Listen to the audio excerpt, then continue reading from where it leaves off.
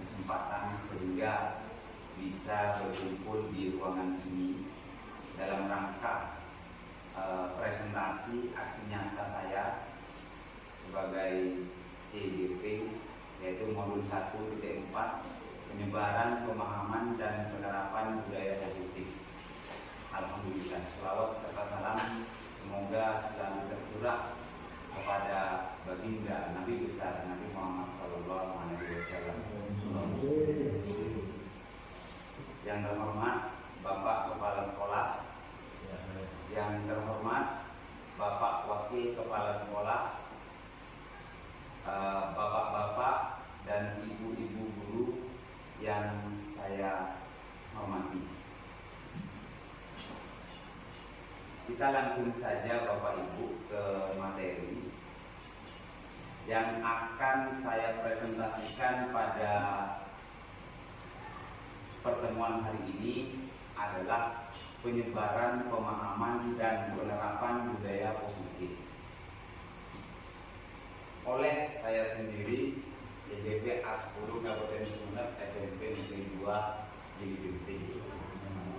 Kita ke halaman 2 Bapak Ibu. Nah, Bapak Ibu, sebelum kita ke materi, di sini ada pertanyaan pemantik Bapak Ibu. Pertanyaan pemantiknya, Bapak Ibu cukup memberi kata setuju atau tidak setuju terhadap masing-masing pernyataan itu. Yang pertama, hukuman dapat mendisiplinkan anak. Kedua, pemberian hukuman dengan hal positif seperti membaca atau membersihkan halaman sekolah dapat meningkatkan disiplin anak. Ya, setuju ya? Memberi penghargaan dapat meningkatkan motivasi belajar anak. Coba menurut Ibu Ida bagaimana Ibu Ida? Nomor 1 Ibu Ida. Kalau untuk pernyataan nomor 1, ya, hukuman dapat mendisiplinkan anak, saya kurang setuju. Kenapa? Kalau kita memberikan hukuman pada anak, otomatis anak tidak akan sadar akan kesalahannya. Jadi dia hanya akan merasa takut, tapi tidak akan disiplin seperti itu. Kalau itu menurut saya. Ya, terima kasih.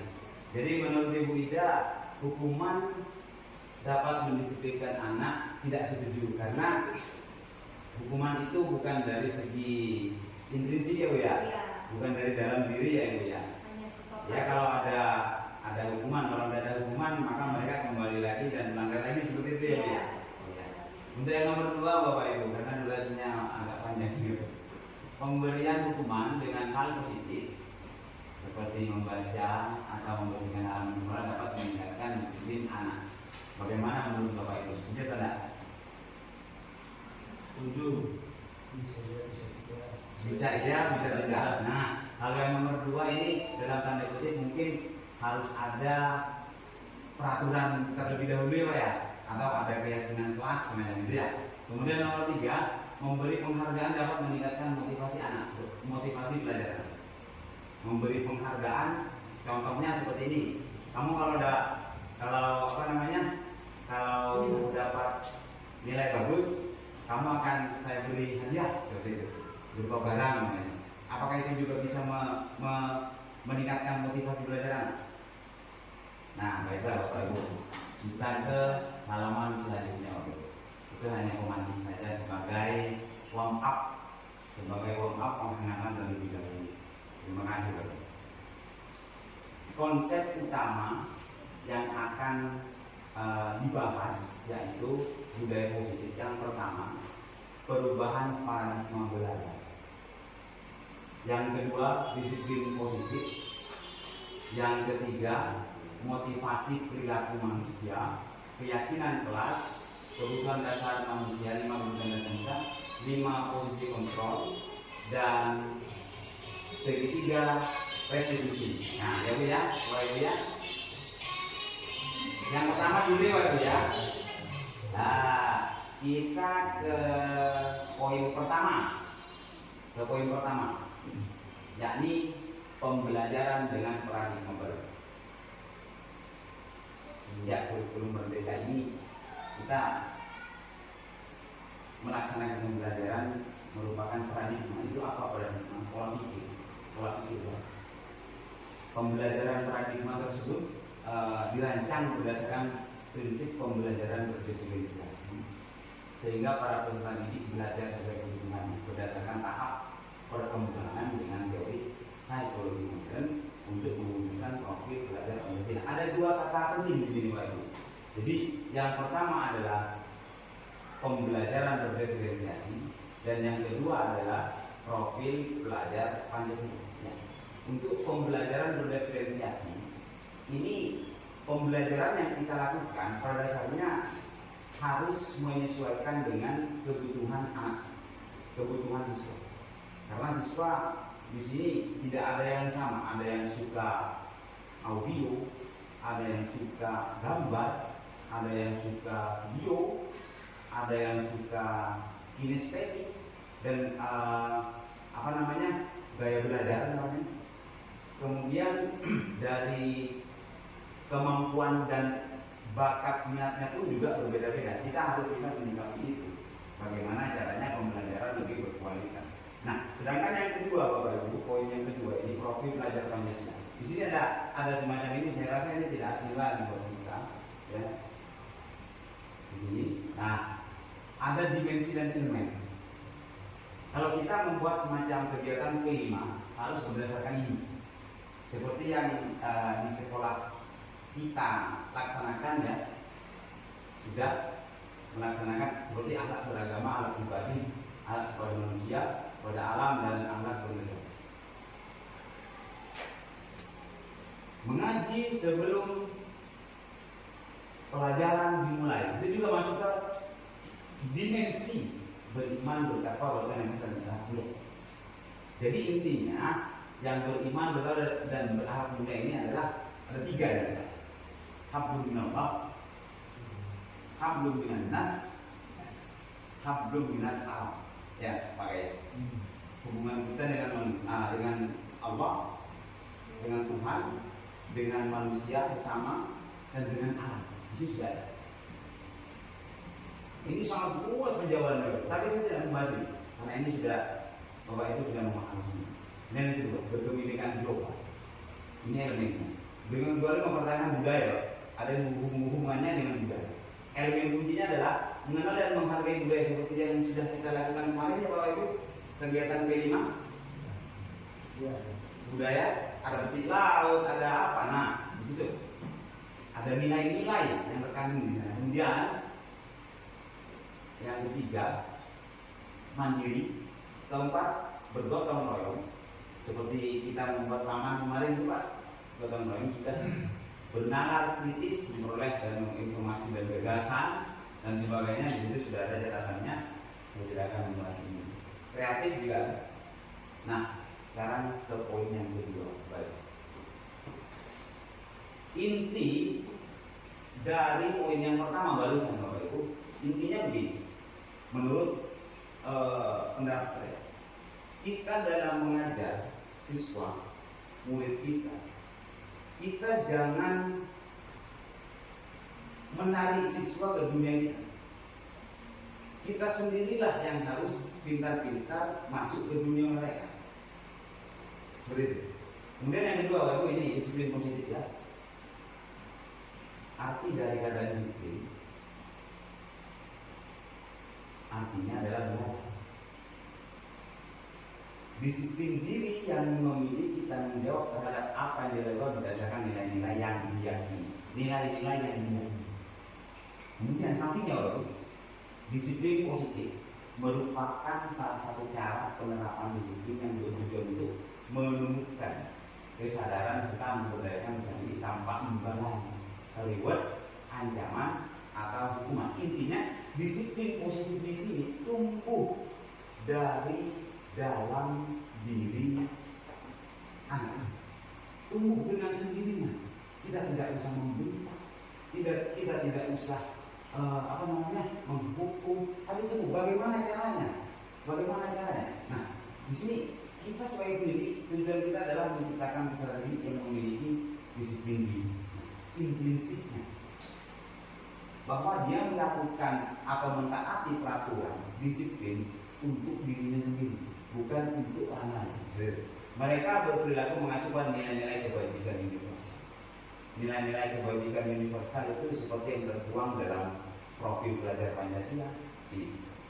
Nah, nilai-nilai kebajikan di sini sifatnya positif, mengaitkan nilai kebajikan yang diyakini seseorang, nilai kebajikan yang ingin diperoleh setiap anak Indonesia. Kita kenal dengan profil pelajar Pancasila.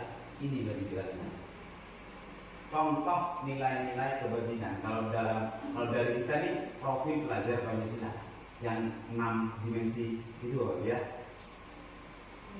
Kemudian ada ini juga IBO, Primary Base Program, PYP, yang diterjemahkan dengan arti toleransi. Masuk juga kan kebaikan dan bertakwa ya Bapak ya? Masuk. Rasa hormat, berakhlak mulia ya Bapak ya? Integritas, masuk juga kemandirian. Antusias juga masuk ke kreatif bisa. Benar kritis juga ada. Intinya dari empati, keinginan, kreativitas, kerjasama, percaya diri dan komitmen, juga keterampilan hidup dari life skill di sini agar dapat dipercaya, lurus hati. Nah, ini terkandung semuanya dalam profil pelajar Pancasila sebagai dasar kita dalam mengajar, ya kan? Nah, ini adalah contoh-contoh nilai yang diyakini. Disiplin, mentaati aturan sesuai dengan nilai-nilai yang diyakini. Jadi kedisiplinan anak di situ berdasarkan ini. Bagaimana cara menumbuhkannya? Nah, untuk menumbuhkan suatu disiplin perlu adanya motivasi. Bapak Ibu, motivasi tersebut bisa motivasi dari luar, juga bisa motivasi dari dalam. Extrinsic motivation istilahnya dan intrinsic motivation. Nah, jadi untuk menghindari ketidaknyamanan, umpamanya, saya harus pakai dasi, takut dihukum, nanti saya dihukum berlari keliling lapangan. Nah, ini namanya hukuman, Bapak. Dan ini masih dari segi ekstrinsik. Seandainya tidak ada peraturan yang seperti itu, maka anak kita tidak akan pakai dasi dirinya. Itu dari ekstrinsik. Sama juga halnya dengan ini. Ayo, kamu kalau rapi akan saya kasih hadiah. Nah, kalau dikasih hadiah, kalau tidak dikasih hadiah, tidak mungkin kan begitu. Nah, yang paling penting itu adalah motivasi dari dalam diri murid. Apa itu? Untuk menjadi yang mereka inginkan dan menghargai diri sendiri dengan nilai-nilai yang mereka. Jadi nilai-nilai yang mereka percaya adalah bahwasanya rasa hormat, mereka percaya bahwa hormat itu positif. Terus tidak merendahkan orang lain, memberikan yang terbaik dari diri dalam semuanya. Ini adalah contoh nilai kebajikan universal. Dan ini semua tidak perlu dipertanyakan lagi, karena ini adalah pernyataan, bukan pertanyaan. Lanjutannya, Pak. Nah, jadi motivasi ada dua, ekstrinsik dan intrinsik. Saya hanya menyampaikan kita mengajar, terima kasih teori hukuman. Nah, kita di sini akan membahas tentang yang ekstrinsik dan intrinsik tadi. Jadi disiplin positif itu bisa tercipta jika ada motivasi, ya. Motivasi itu ringkasnya, motivasi itu bisa dari ekstrinsik, dari intrinsik, mana yang lebih baik? Nah, kalau hukuman, antara hukuman, konsekuensi dan eksekusi. Intinya nanti ini, Pak. Intinya, kalau hukuman tidak rencana, tiba-tiba saja. Seperti kita, murid masuk kelas, tidak ikut ngaji, kamu ngaji di atas kan? Di atas panggung. Tahu? Kamu tidak mengerjakan tugas, tidak ada rencana dan tidak ada peraturan tertulis di sana. Murid tidak tahu apa yang akan terjadi, tidak dilibatkan dalam membuat keputusan. Jadi satu arah saja. Nah, itu sifat satu arah. Guru yang memegang kendali, murid hanya mengikuti saja. Itu kalau hukuman. Biasanya hukuman ini identik dan dominan dengan fisik atau juga psikis. Nah, saya sering melakukan ini, sering. Sebelum saya mengetahui ini, saya sering melakukan itu. Ternyata itu tidak ada gunanya. Ternyata dia kalau ada saya kembali lagi ke awalnya. Nih, begitu juga dengan ini. Saya juga sering melakukan konsekuensi. Kalau konsekuensi bedanya ini ternyata ada aturan yang disepakati sesuai dengan peraturan yang ada. Murid tetap dibuat tidak nyaman. Tidak nyaman kenapa? Karena ada sanksi, ada konsekuensi.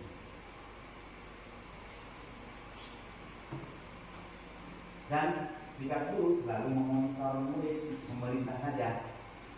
Murid ini keterlibatan murid minim. Tapi kalau restitusi, proses menciptakan kondisi bagi murid untuk memperbaiki kesalahan. Nah, saya ada tahapnya. Nanti ini yang disebut dengan segitiga Quran, bukan prostitusi ya, segitiga restitusi. Saya jadi ingat mikir kemarin itu. Saya dari belakang terus di video saya bilang segitiga prostitusi sampai kelas di sana di ruang lab kemarin, tahun kemarin. Ternyata ini ya, proses kolaboratif yang mengajarkan murid untuk mencari solusi sendiri. Nah, ini ada contohnya nanti. Jadi intinya restitusi itu menciptakan kondisi bagi murid untuk memperbaiki kesalahannya. Murid itu distabilkan dulu, dari dirinya distabilkan dulu, kemudian diajak untuk mencari solusi sendiri. Setelah itu buat perjanjian dan kesepakatan. Kalau perlu tertulis antara si murid dan guru. Seandainya suatu saat murid tersebut melanggar lagi, berarti dia melanggar dirinya sendiri. Anggap seperti itu. Nah, terus intinya itu. Oh, ini terlalu ya.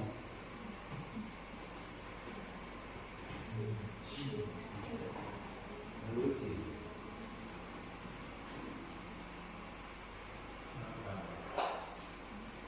Nah, ini Bapak Ibu, perbedaan hukuman, konsekuensi, restitusi.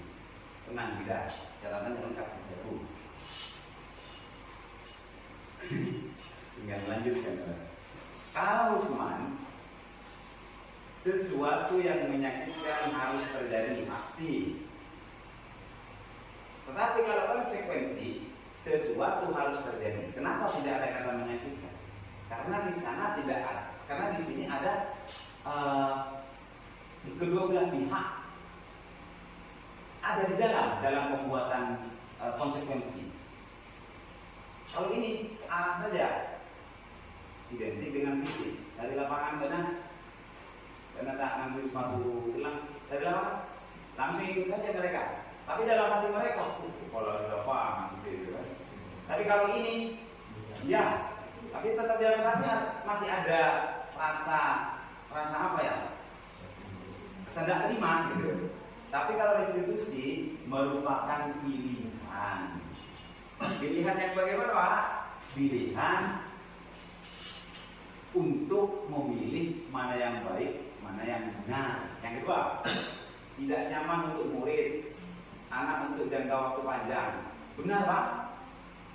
Tidak nyaman untuk murid atau anak untuk jangka waktu panjang. Saya pernah Pak mengalami dulu. Saya jadi cerita. Waktu SMA, saya pernah bolos pulang duluan lah, naik pagar dulu itu. Itu tidak boleh dicontoh. sama murid-murid kita. Terus keesokan harinya saya dihukum bagaimana? Saya sampai di toilet dan setelah itu dijemur di bawah tiang bendera sampai sekarang saya masih ingat itu dan sakitnya masih terasa. Ini maksudnya dari hukuman untuk jangka waktu panjang. Tapi kalau konsekuensi sama, tidak nyaman juga untuk murid untuk dalam waktu pendek tadi. Menguatkan untuk murid atau anak dalam jangka waktu panjang, menguatkan. Kata kuncinya di sini adalah menguatkan. Yang dikatakan menguatkan itu, siswa itu menyadari bahwa itu sebuah kesalahan dan siswa bisa mencari solusi untuk memperbaiki kesalahan itu, mencari solusi sendiri. Ini saya adakan sampai ini aja Pak. Ini banyak Pak. Korban mendapatkan keadilan. Iya, jelas. Korban mendapatkan keadilan. Cina, sebenarnya kok Cina boleh pancing. Nah, merasa pos korban. Korban bisa diabaikan. Korban juga bisa diabaikan karena sesuai dengan peraturan. Terus korban mendapatkan ganti. Maksud mendapatkan ganti di sini di kedua orang tersebut dijadikan satu dulu. Direstitusi dulu. Seandainya dia salah kepada B, A salah kepada B, dijadikan satu, dikomunikasikan dulu, salaman atau minta maaf dan lain sebagainya sesuai nilai-nilai kebajikan. Itu maksudnya yang mendapatkan ini. Kita lanjutkan ya Bapak ya. Nah, ini maksudnya banyak waktu. Sekarang perbedaan Mbak. Perbedaan. Contoh ini agak lebih rutin lagi Pak. Siswa sering tidak mengerjakan PR. Ada kasus, ya Bu ya. Seperti siswa sering tidak mengerjakan PR. Kita pilih jalan yang mana? Jalan yang pertama adalah hukuman. Kedua adalah konsekuensi. Ketiga adalah restitusi. Restitusi. Memang ini adalah the best way to do. Ini adalah jalan terbaik yang harus kita lakukan. Hukuman, guru menghukum murid dengan berdiri 10 menit di depan kelas. Lagi-lagi. Guru marah dan murid menjadi takut. Kemudian konsekuensi, guru memberikan konsekuensi untuk menulis PR sebanyak 3 kali.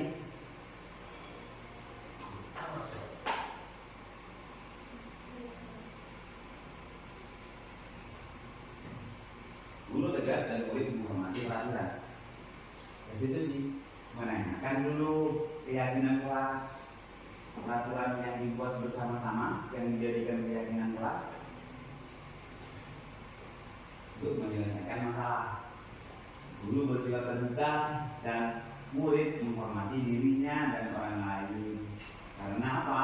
Kok mengatakan menghormati dirinya? Keyakinan kelas itu dibuat oleh diri mereka sendiri. Kalau mereka melanggar berarti kan dia tidak menghormati dirinya sendiri dan orang lain. Dalam hal orang lain di sini adalah teman-teman. Penjelasannya nanti ada lagi.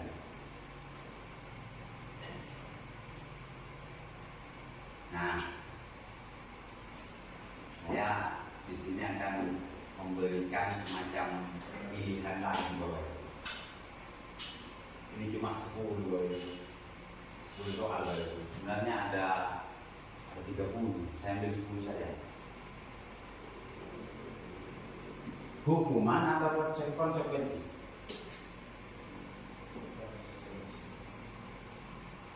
Ingat ya Bapak, hukuman atau konsekuensi? Ini bukan restitusi. Konsekuensi. Nomor 1, konsekuensi. Mencatat 10 kali di dalam buku kalimat, saya tidak akan terlambat lagi karena transport. Konsekuensi. Nomor 2, lari mengelilingi lapangan basket 2 kali karena terlambat dari sekolah. Hukuman. Kenapa ada fisik di situ ya?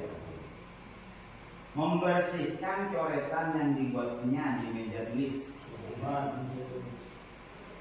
Konsekuensi. Membersihkan coretan yang dibuatnya sendiri. Konsekuensi. Ah. Sudah berbuat harus bertanggung jawab.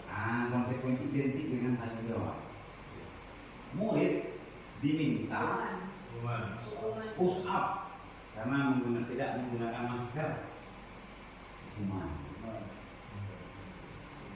Menggantikan kertas tugas rumah yang bersih-bersih. Konsekuensi. Berjemur di lapangan basket. Nemen juga aku. Nomor 7, murid diminta bertelanjang kaki 9 hari karena tidak memakai sepatu hitam. Hukuman. Berdiri dewan kelas sampai 5 rakaat yang 1. Hukuman. Membersihkan tumpahan air di meja tulis karena tersimpan meja. Nomor 10, lari mengelilingi lapangan basket 2 kali karena terlambat 10 menit untuk pelajaran video K. Hukuman. Hukuman atau apa Pak ya? Olahraga ini Pak. Nah, ini Bapak Ibu yang sudah saya dapatkan. Benar kan? Nomor 1 kan? Konsekuensi. Nomor 2 hukuman. Benar. 3 konsekuensi. Betul. Hukuman. Yang saya terakhir Pak, gimana Pak? Yang saya konsekuensi bagaimana? Kita lihat kondisi. Ini pelajaran apa? PJOK. Wajar tidak kalau berkeliling basket 2 kali? Wajar ya. Kita lihat apa namanya? Kondisi saat itu. Tapi kalau seandainya pelajaran matematika, kalau kamu tidak ada yang tugas lari, itu hukuman, punishment. Tapi kalau pelajaran olahraga, lari, ya ini tidak masalah, memang itu kok pelajarannya.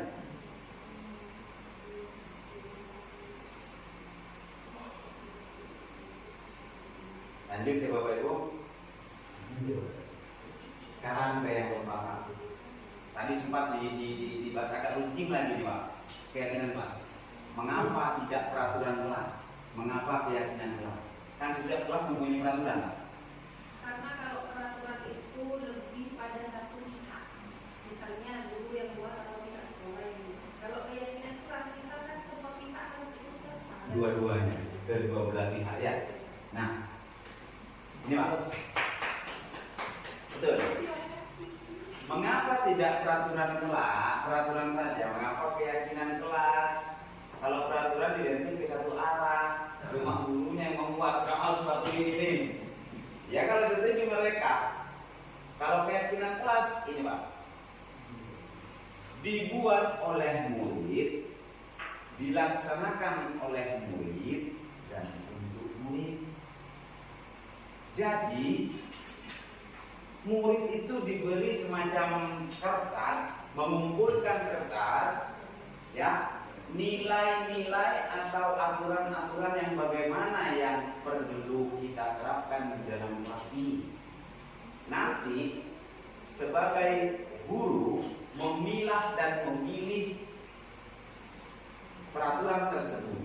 Nah, jika keyakinan kelas dilanggar, maka harus sama dengan melanggar dirinya sendiri. Sedangkan jika keyakinan kelas ditaati, maka sama dengan menghargai dirinya sendiri. Beda dengan peraturan. Ini lanjutannya Pak. Ciri-ciri cara pembuatan keyakinan kelas. Ciri-cirinya lebih abstrak dan dari peraturan, lebih ringkas. Lebih ringkas. Ini contohnya. Bertanggung jawab mengerjakan tugas. Bersikap jujur, lebih ringkas. Nih, berupaya pernyataan universal. Ada pernyataan nilai-nilai universal tadi, nilai-nilai kebaikan. dibuat dalam bentuk kalimat positif. Hindari kata jangan, hindari kata tidak. Sedikit saja agar mudah diingat, simple tapi gampang diingat. Sesuai dengan kondisi kelas dan sekolah agar mudah diterapkan. Kalau di sini tidak mungkinlah bawa laptop ke sekolah, mungkin. Semua warga sekolah atau kelas dilibatkan saat membuat. Nah, semua warga sekolah atau kelas, warga kelas lah dari sini, semuanya dilibatkan, baik itu yang laki, perempuan, kecil, besar, pintar dan belum pintar, semuanya harus aktif semua. Nah ini proses pembentukannya, proses pembuatannya. Tanyakan pendapat tentang masalah dan harapan kelas. Tanyakan dulu. Kelas ini mau kita jadikan seperti apa, kan? Kemudian eksplorasi ide dari murid ini untuk mencapai kelas impian. Maksudnya eksplorasi di sini murid disuruh untuk mencatat apa yang mereka inginkan untuk kelas ini. 3. Ambil kesimpulan dari ide murid. Kita memilah dan memilih mana yang baik. Ubah ide menjadi keinginan kelas, tanda tangan di kontrak. Masih tanda tangan. Kita harus komitmen seperti itu. Nanti suatu saat kalau ada apa-apa, kamu melanggar keinginan kelas yang mana? Kamu melanggar diri kamu sendiri, ya? Bukan melanggar sekolah, bukan melanggar saya, tapi kamu yang benar melanggar. Kamu sendiri, karena yang membuat ini adalah kamu sendiri. Gitu. Jadi akan lebih ini ya. Akan lebih apa ya? Akan lebih memaknai. Ini sama. Lebih ringkas, hindari kata negatif.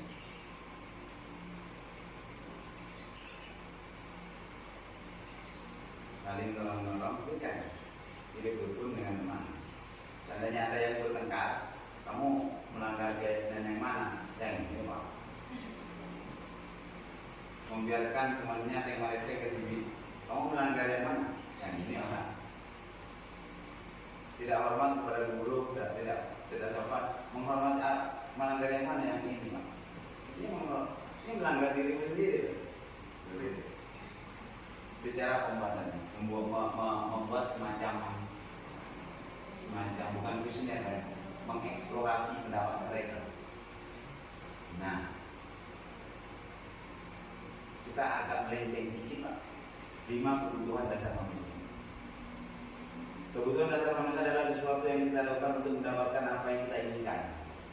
Seluruh tindakan yang kita inginkan, seluruh tindakan yang kita lakukan memiliki tujuan tertentu, dan semua usaha terbaik yang kita lakukan adalah dalam rangka agar kebutuhan dasar kita terpenuhi dengan baik. Kebutuhan dasar yang utama dari kita adalah bertahan hidup, survive. Kemudian yang kedua, kasih sayang dan merasa diterima.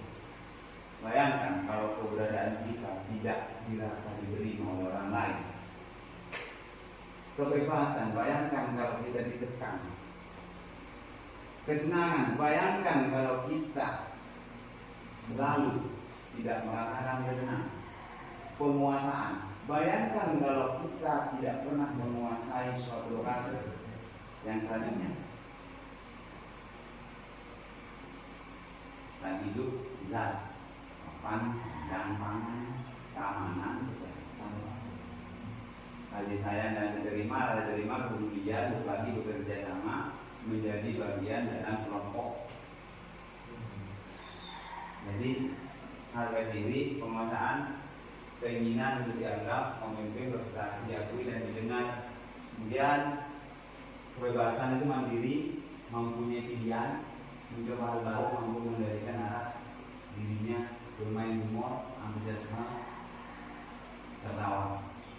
Sekarang, seandainya kita membuat mengklaster murid di dalam kelas, pembelajaran berdiferensiasi dengan cara mengelompokkan siswa berdasarkan bakat, minat, gaya belajar, inisiatif atau dan lain sebagainya. Ada satu anggota yang merasa tidak diterima. Kebutuhan dasar Yang mana yang tidak terpenuhi?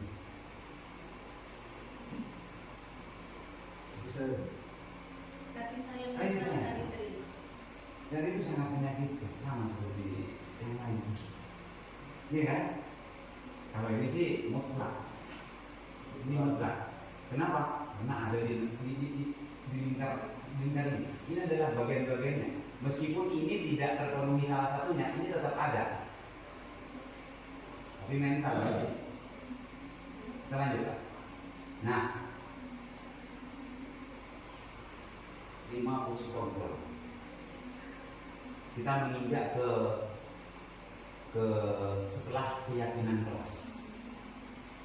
Setelah keyakinan kelas ada 5 posisi kontrol yang guru harus paham. Ya. 5 posisi kontrol tersebut adalah sebagai penghukum, adalah sebagai pembuat merasa bersalah, sebagai teman, sebagai pemantau, dan sebagai manajer. Penjelasan nanti Pak. Ada video di sini Pak. Bapak Ibu, saya buka. Iya.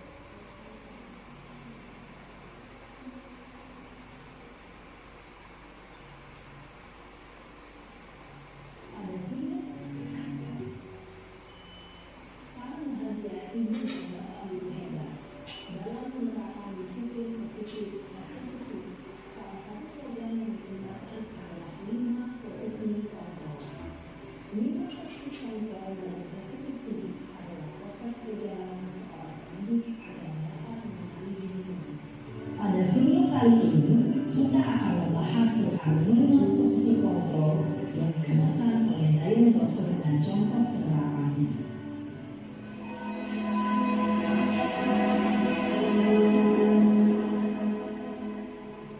5 posisi kontrol itu adalah 1. Posisi penghukum, 2. Posisi pembuat merasa bersalah, 3. Posisi teman, 4. Posisi pemantau atau monitor, dan 5. Posisi manajer. Untuk lebih memahami kelima posisi tersebut, mari kita saksikan kasus kemarin yang terlambat hadir waktu memimpin sekolah dan melihat bagaimana kelima posisi kontrol dalam menghadapi masalah tersebut.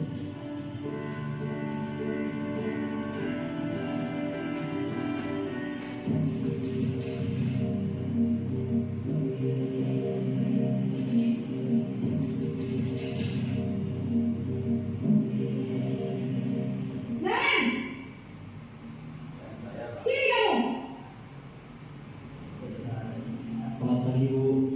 Selalu terlambat.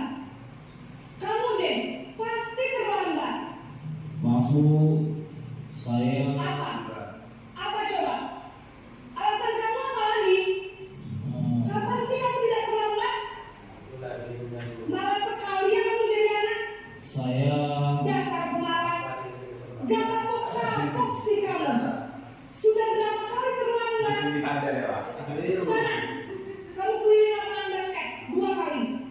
kenapa saya harus ke lapangan basket Bu? Kenapa? Kamu anak ibu. Berani-beraninya jawab. Sudah terlambat, masih berani jawab pula. Sekarang, keliling lapangan basket 5 kali sekalian. Biar kapok. Cepat. Pergi sana ke lapangan basket. Posisi penghukum biasanya berbicara dengan nada tinggi, menghardik, menunjuk-nunjuk, menyakiti, dan menyindir.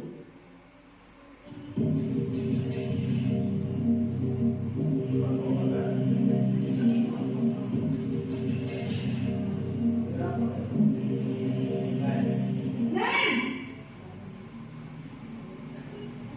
Curug boleh benar. Selamat pagi Bu. Naren!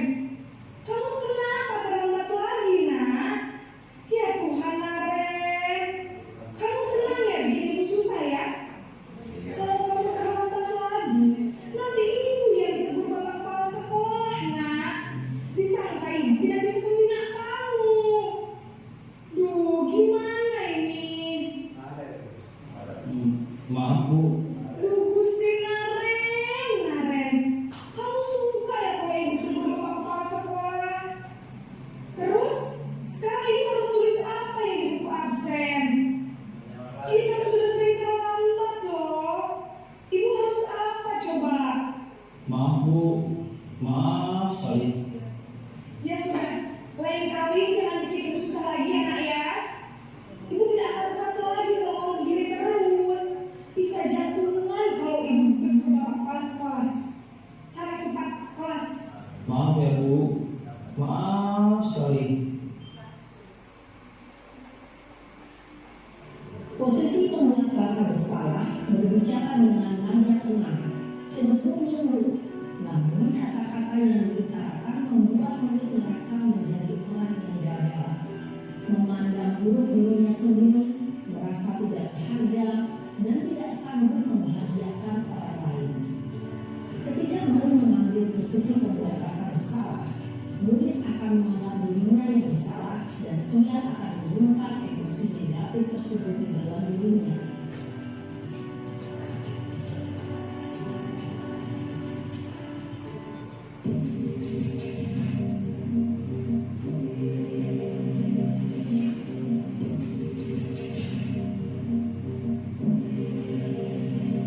Naren,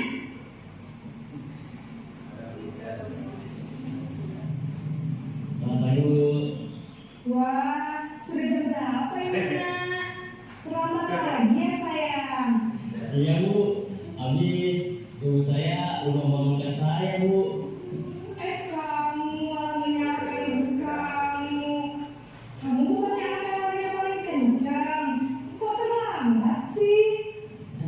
Iya Bu, saya memang terlambat bangun tadi.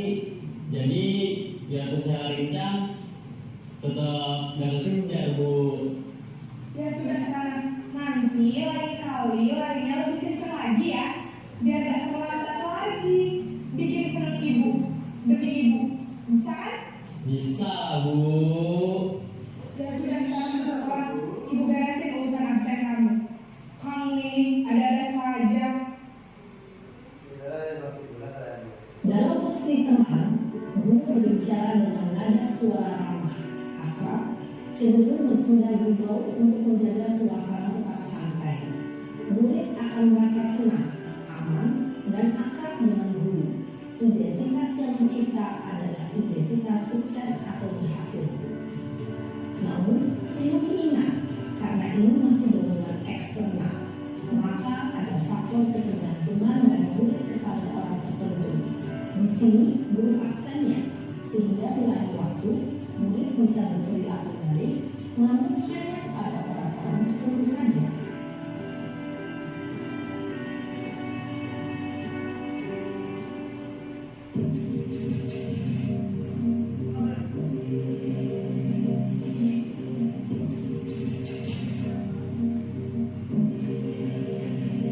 Naren,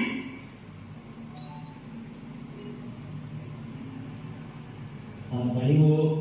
Naren, apa peraturan sekolah kita tentang jam berapa kita harus masuk sekolahnya? Kita harus di sekolah jam 7 Bu. Iya betul, sekarang sudah jam 7.20. Naren sudah tahu konsekuensinya jika terlambat hadir. Paham Bu, saya harus tinggal kelas pas jam istirahat selama 20 menit. Iya benar, konsekuensinya demikian. Jadi nanti jam 9.30 pas istirahat, kamu harus tinggal di kelas, kerjakan tugas tambahan untuk ketertinggalan kamu, ya? Baik Bu. Posisi pemantau mengandalkan penghitungan atau data untuk mengontrol murid.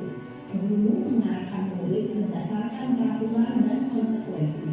Seorang pemantau menunjukkan bahasa tubuh dan ekspresi wajah yang datar dan cenderung formal.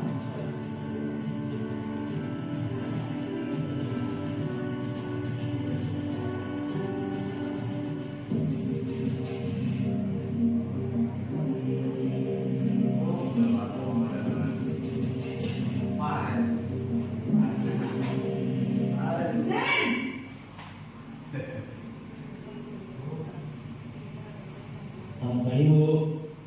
Selamat pagi, Naren. terlambat. Iya, sekolah masuknya jam 7, sekarang sudah jam 7.20. Jadi sekarang bagaimana ini, Naren? Maaf Bu, saya lupa secara alarm saya semalam. Baiklah, menurut kamu, keyakinan sekolah yang mana yang perlu kamu tingkatkan? Menghargai diri sendiri dan orang lain mungkin ya Bu. Setuju. Jadi, apakah Naren meyakini prinsip saling menghormati tersebut? Iya Bu, saya meyakininya. Apakah Naren bersedia memperbaiki masalah keterlambatan ini? Bersedia Bu. Bagaimana kamu akan perbaiki masalah keterlambatan ini? Saya akan coba untuk tidak lupa menyetel alarm saya Bu. Baik, kalau Naren lupa menyetel alarm di rumah, ada orang yang kira-kira bisa bantu mengingatkan tidak? Ada Bu, kakak saya, Kak Emma. Ada lagi selain Kak Emma? Selain Kak Emma, ada ibu saya. Baik, jadi yang mengingatkan Naren adalah Kak Emma dan ibu kamu ya? Kira-kira akan mulai set alarm kapan Naren? Setelah pulang sekolah, akan segera saya lakukan. Baik, jadi Naren akan setel alarm untuk bangun besok pagi dan akan diingatkan oleh kakak dan ibu dan Naren ya? Ada lagi yang mungkin perlu dilakukan Naren? Agar tidak terlambat bangun lagi. Tidak ada Bu. Baik Naren, terima kasih untuk kerjasama kamu. Sekarang kamu perlu kembali ke kelas untuk belajar. Baik Bu, terima kasih. Posisi manajer adalah posisi kontrol yang disarankan untuk memenuhi murid memiliki sikap disiplin yang positif, yaitu murid yang berdiri, bertanggung jawab, dan dapat memecahkan masalah. Tujuan dari posisi ini adalah agar murid dapat berefleksi atas tindakannya. Guru akan dengan tulus memberikan pertanyaan-pertanyaan bermakna, sehingga membuat murid dapat belajar dari kesalahannya dan mencari sebuah solusi untuk menyelesaikannya. Saya rasa cukup itu dulu untuk nah, tinggal sedikit. Di sini ada gambar paham tangan. Dari 5 fungsi kontrol ini, Pak. Kenapa ada kepala tangan semuanya? Coba. Ini menandakan posisi diri kita. Posisi diri kita. Coba anggaplah kita telapak tangan ini kita pegang sesuatu yang sangat berharga bagi kita, yang paling berharga. Dan orang lain tidak boleh melihat atau tahu itu. Terus ada orang yang mau membuka kepala tangan kita. Apa kita mau membukanya? Tentu tidak kan? Tentu tidak.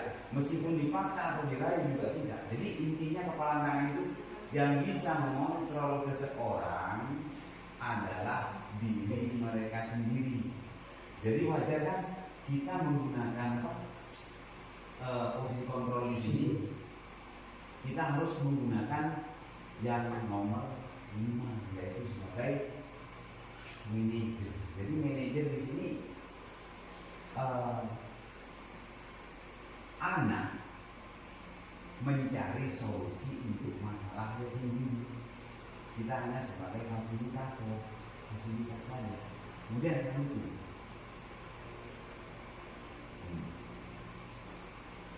contoh penerapan kursi kontrol. Kasus siswa tidak memakai atribut, contohnya lengkap saat pelajaran bela, hormat penghukum. Kalau sebagai penghukum, hormat pada bendera selama berjalan. Membuat negara salah, dia berkata, berapa kali ibu bapak harus beritahu kamu selalu saja yang menjawabkan. Berarti kan mereka membuat si anak merasa bersalah. Itu juga tidak. Oh.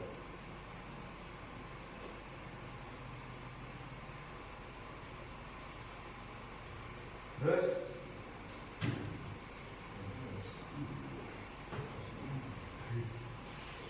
setelah itu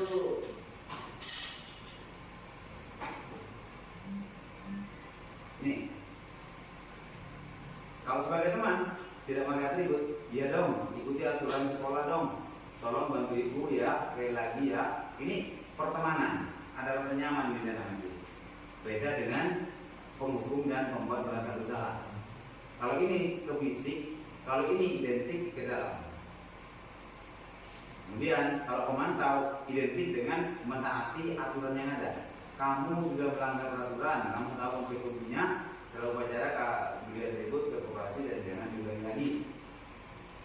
Manajer, apa kamu tahu kesalahanmu? Kira-kira bagaimana kamu memperbaiki kesalahanmu? Nih, kita coba refleksi diri dulu, Pak. Saya sudah merefleksi diri saya sendiri, Pak.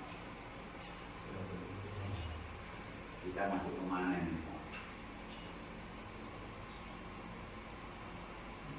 Saya kecewa sekali dengan kamu karena kamu tidak mengerjakan tugas. Ini masuk kemana nih, Pak? Merasa bersalah. Kamu tidak pernah benar melakukannya. Merasa bersalah.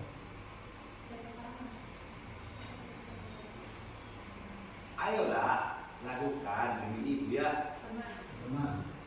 Apa rencanamu untuk menyelesaikan ini? Ini manajer. Kamu tidak akan mendapatkan bintang bila tidak menyelesaikan tugas ini ya.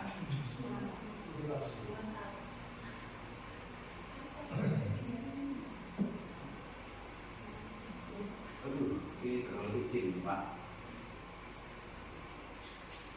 Nah, kita ke segitiga restitusi.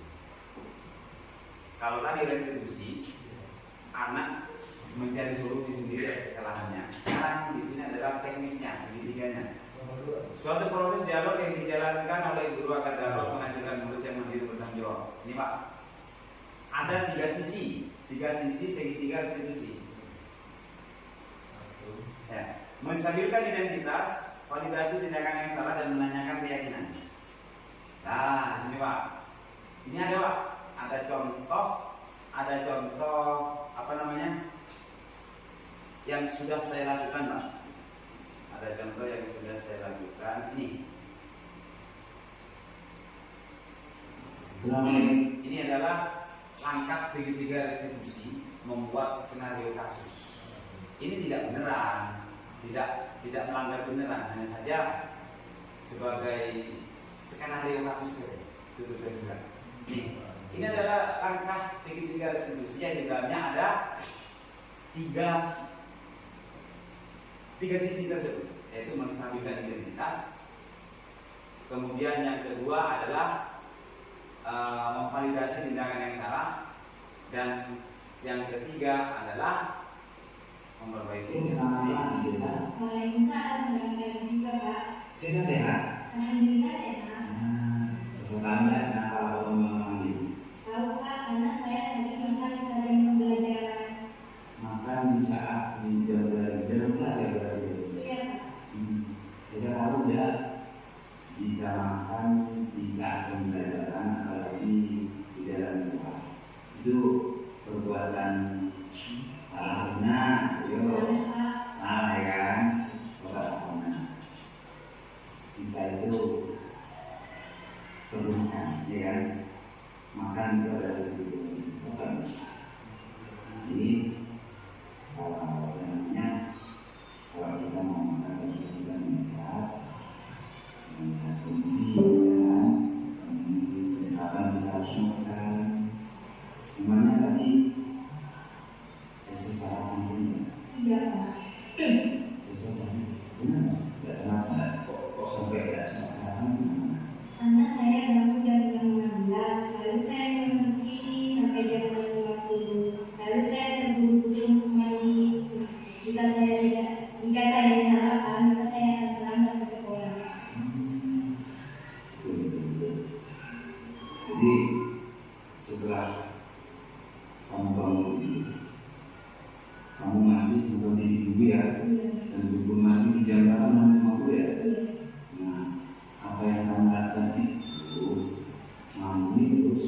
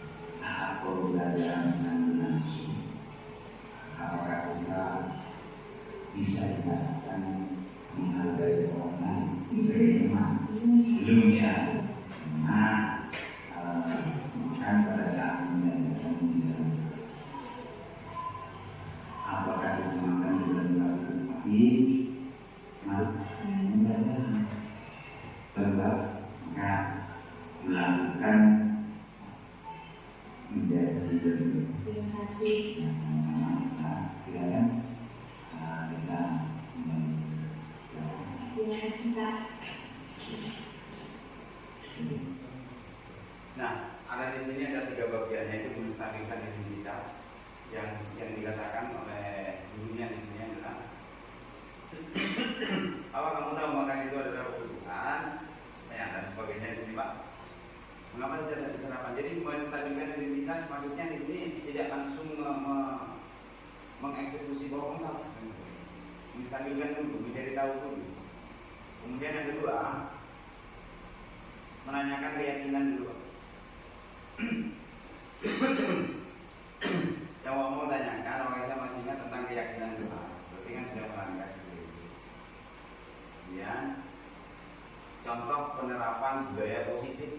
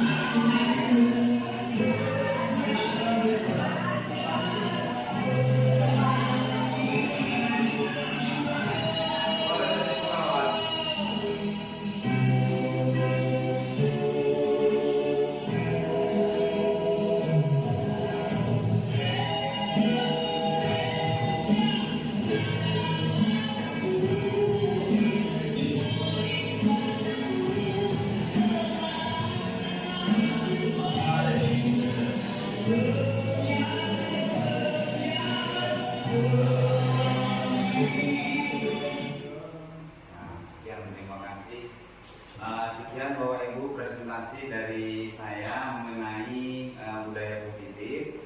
Sekali lagi saya sampaikan banyak terima kasih atas kehadiran Bapak Ibu. Saya sangat menghargai kehadiran Bapak Ibu. Kalau ada salah kata mohon dimaafkan. Wassalamualaikum warahmatullahi wabarakatuh.